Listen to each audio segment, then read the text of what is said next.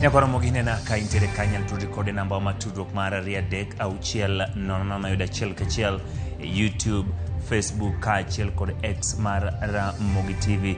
Obedo kanyo ka wago kod mbake weche ma opogore opogore mokelo nigi lak sechegi. Nyinga Ochieng Emmanuel, jaloko marwa en Elizabeth Otieno.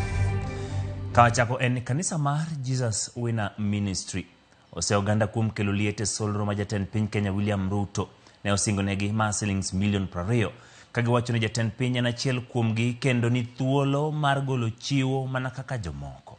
Negiloso bang' oganda jo Kenya chwako negi liet kuom rwako omendano magiwacho ni gin mag mibadhi kendo ler mare onge malong'o e kinde ma oganda jo Kenya to gwonyore gi pado.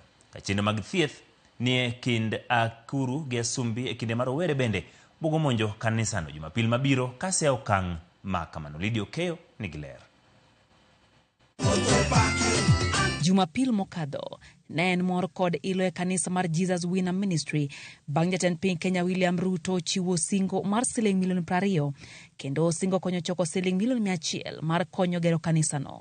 Kata kamano, mor margi koro lokore midhiero bang' oganda jo Kenya nyiso ichwang' margi e mbui ka gidwaro ng'eyo gimomiyo igolo omenda ma kore lach ne kanisa ka oganda jo Kenya to guonyore gi pado. Thieth ni e kind Akuru gi Asumbi ka kuonde tiegruok moko be iloro nikech onge mar omenda. Moko kuom okinde ma pachoka kama oting'o Kennedy Gachenge, Lempaso Inka, Fanya Mambo kod Peter Kwira ondiko ne jadolo no kadwaro mondo mi oduok penjo kutendre gi yie ka omenda magiwacho ne gin mag kuo kod mibadhi kagiwacho ni onge ler malong'o kama omenda goyae. Ewi mano, rawere mag Gen Z osingo limo kanisano odina mabiro kagikwedo tiarietha gi omenda jopiny. E kinde lamono, jatend piny Kenya William Ruto no oseo jodolo ma osebedo kaseo sirikal kuom rem chopo singo ne oganda jo Kenya to kar mano jiwogi konyo manyo yore mag konyo rakruok gi midhiero moko piny Kenya. Mana ndalo 2 kende bang' golo paro makamano, kanisa mar Jesus Winner Ministry noyawo dhode ne chenro mar ndikruok mar rawere madhi tiye pinje maoko. Chenro manoyo kuom malo mar rawere ranyisi mar onge mar tije turka. Ewi mano, jatend piny Kenya William Ruto kawuono oromo gi jadolo mar kanisano Reverend Edward Mwai e kar jot ma jatend piny kama Ruto opuo okang' mano kawo gi kanisano e tawo chenro mar ndiko rawere tich e pinje maoko. Ka bende owacho ni ne gitwak ewi gedo mar kanisano mano osingo siro.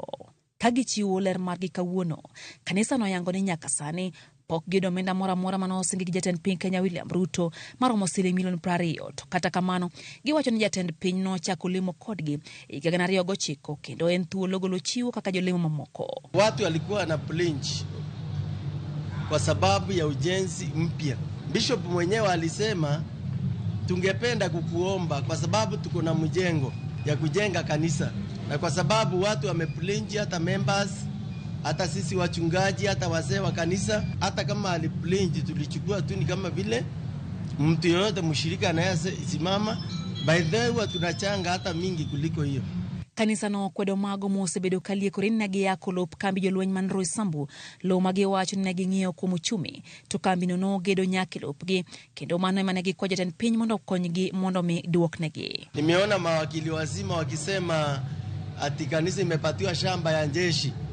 Nyinyi mmekujia hapa Roysambu, hiyo shamba iko hapa, iko mbali. Imejengwa manyumba ya mangorofa. Kulikuwa na 17 eka ya jeshi na yetu eka 3. Tofauti mahali ilitokea wakati walipoingia juu hakukuwa kumetolewa beacon ama beacon na boundaries, walikalia shamba yote. Lobdo masani ochiel gi mabati e bath lop jolweny mar Roysambu osechako olie lop gedo kendo ni e bwo arita mager ka jarito no tamo donjo alworano kata bang' jodolo miyo thuolo.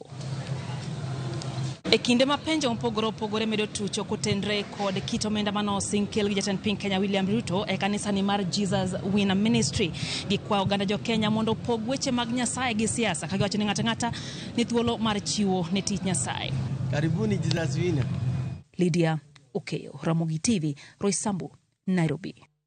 Ng'ara ni thuolo mar chiwo mich ne Nyasaye.